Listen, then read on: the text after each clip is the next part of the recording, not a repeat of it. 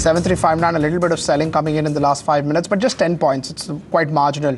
Considering a 2% gain, it's really not much that we're talking about. Ruchit Jain, equity technical analyst at Angel Broking, is now joining us this afternoon. Ruchit, last 3 days moves tells you that at least there is a bottom formation which has happened, or at least signs of bottom formations are coming in. Good afternoon, Pankaj. Well, probably, Pankaj, these are the signs of a short-term bottom formation. I won't say that on a medium to long-term scale, there are definite signs of bottom formation. Well, even last week, if you recollect, we were talking about the lower end of the channel where Nifty was trading.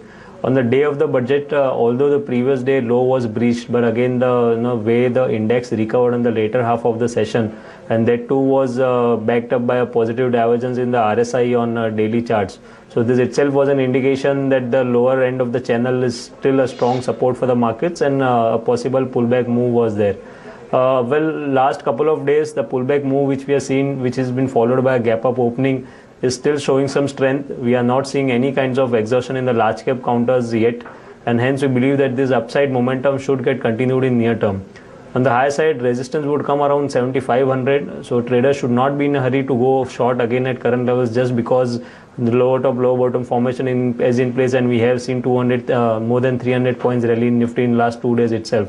I think further strength would be seen in near term up to 7500. It's quite possible in this week itself we would see Nifty heading. Right, but if this number is backed by FII buying, we had an event which went behind.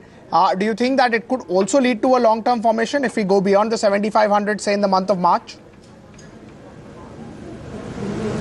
The long-term bottom formation is a process wherein it needs some time to build a base at lower levels. Probably what we are observing since last 11 months is the low top low bottom formation. If the markets have to form a long-term bottom on the day of the budget low which was made, and then on the daily as well as the weekly charts, the higher top higher bottom formation should start, which should be followed up by a breakout of the channel in which this is trading. So now 7500, 7550 would be the resistance area of the channel which would come.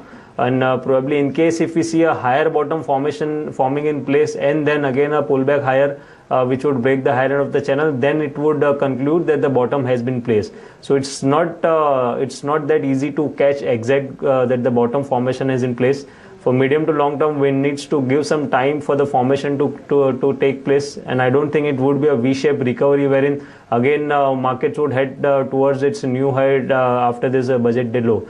It would be a process wherein some sort of consolidation would take place. Within the consolidation, markets would correct again, form a higher bottom, and then if they start again moving higher, then only I think we should consider the medium to long term trend have resumed the uptrend. As of now, one should clearly trade from a short term positive bias.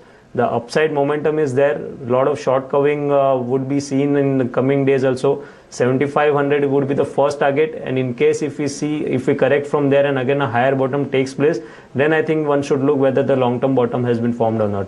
As of now, look for short-term trades, trade with positive biasness, with Nifty heading towards 7500 in near term. Right. Let's talk about some names. DLF for one, a big mover. Of course, it's led by short covering.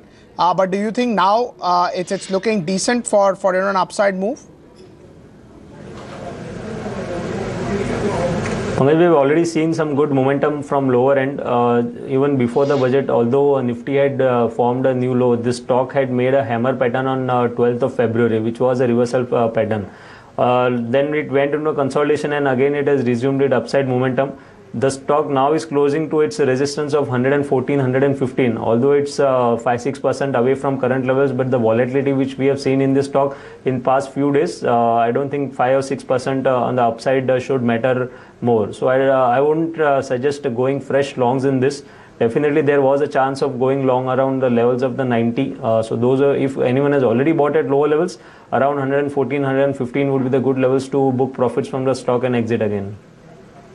Right. How would you look at M&M from here on? It's down. It's the top loser. It's down 5-6%. We told you about the cut in the guidance that M&M has done.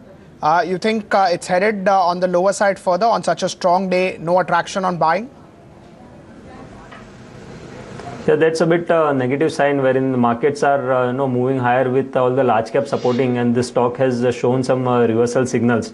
If you observe last 10 to 12 months, the stock has been trading in the range of 1100 to 1400, 1450 levels. From the 50% retracement was yesterday's high, around 50% retracement, and the stock has again resumed the downside momentum. So probably I think the stock would head again towards the lower end of the range, which would come around 1080 to 1100. One should avoid this stock forming any long positions in this stock. Probably around 1080, 1100. Those could be good levels to enter longs again in this. Right. As far as the banking space is concerned, let's start with ICICI. A relief rally coming in, but do you think it can go up further back to the 250 levels where it started to fall second time?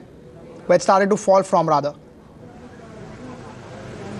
Pankaj, I would like to start with the view on the Bank Nifty. Basically, I think the major index would show how these banking stocks are headed in the near term. Probably Bank Nifty has seen some sort of covering from its oversold zone. Today's gap up opening, and after that the continuation momentum indicates that a short-term strength would still be there. And on the high side, it's quite possible the index would head towards 15,400 to 15,600 zone.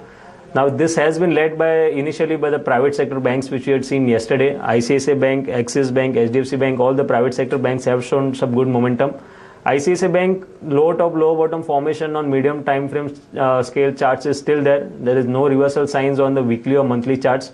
So I think it's just a pullback move. It's possibly the stock could go up to 230 levels, but I don't think that it would go much beyond those levels. So 230, 233 is the range where resistance would come in again, and any long positions created at lower level, or if anyone is stuck at the higher levels also, they should look to exit again from the stock around 230, 233 range. Apart from that, Axis Bank is one of the stock which is more preferred than ICICI Bank over here. ICICI Bank generally it has been a lot of volatile, and after this even during this low top low bottom formation in the banking sector, we can see this Axis Bank is now showing signs of consolidation since last 3-4 weeks. So after a downside momentum, when such consolidation happens, is usually sign of accumulation. After this accumulation, we are anticipating that the prices would move higher again. So in the private sector banking space, definitely Axis Bank would be more preferred over ICICI Bank. Right. As far as public sector banks are concerned, 10% move today.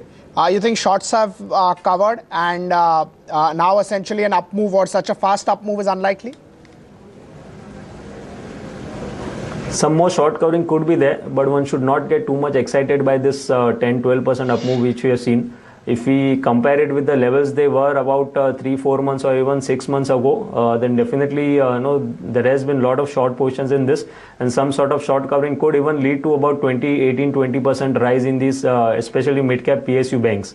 Amongst the large cap banks, definitely SBI is one stock which is showing some strength. After a consolidation, it is showing some positive momentum. So we could see a good momentum carrying on up to 187, 188 in SBI.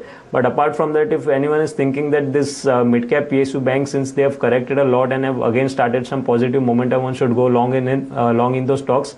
I would differ from that opinion. One should clearly avoid those stocks. The stock may bounce further 8-10% from current levels. The stock have corrected significantly in last 4 to 6 months. Avoid mid-cap stocks, look for large-cap stocks. I think that's where the good returns could be made, even if you are looking to buy something from medium to long-term perspective. Right. As far as some of the other large-cap PSU banking names are concerned, they're not looking as good as SBI, or SBI has better risk rewards? Among the other large cap PSU banks, I think SBI is one with a better risk reward ratio. Apart from that, we have also seen Bank of Baroda showing some strength. So I think Bank of Baroda could continue to show some strength till the markets are showing this pullback rally up to 7,500 or 7,500 zone. So I think these are the two stocks only I would prefer trading in PSU banks, that is Bank of Baroda and SBI. Apart from that, the rest should be avoided. Right. As far as Coal India is concerned, it's at the day's low. There was some negative production data that came in yesterday overnight. You think that's again a name which should be avoided? The stock since last 6 to 7 months is consolidating in a range. Channel has been formed, if you observe, from September 2015. So the stock is continuing to trade in this channel. I don't think the stock would move beyond the channel anytime in soon. The momentum readings are not showing any kind of directional momentum to come in the stock. So the higher end of the range is coming around 330 and the lower end of the range is coming around 290. So I think that the stock would continue to consolidate in the range of 330 to 290. If anyone is looking for trading in this stock, such a range bound stock should be traded by buying at the lower end of the range and selling at the higher end of the range. Till the stock moves within this range from 290 to 330, one can continue to buy on dips around the support and sell on rise around resistance. Right. Some of the other metal names like Hindalco have also buzzed. Vedanta has buzzed a little bit. You think that's a name that you should, or that's a sector that you should look at? Yes, Pankaj, I think good positive momentum could come in these two names, specifically within this sector, Hindalco and Vedanta. We have seen some sort of consolidation happening in last 1 or 2 months in this space. In spite of markets moving down, overall this space has been consolidating. Specifically, Hindalco, today it has given a breakout of an inverted head and shoulders pattern on daily charts. This is a pattern which generally leads to a reversal in the trend. So although it's not on a larger degree chart, but I think some short-term reversal has been seen in Hindalco, which could lead the stock higher up to 79 or above that, even up to 84, 85 levels. So I think it's from short-term trading perspective, Hindalco and Vedanta, both they could continue to do well. Right. Ruchit, Hero MotoCorp, we generally don't talk about, we generally don't track on the technicals or, FNO side because it's not that great in terms of volume. 2 days, volumes are good, movement is high. You think it's headed quite high because when, not so heavy volume counters move, they really move very sharply.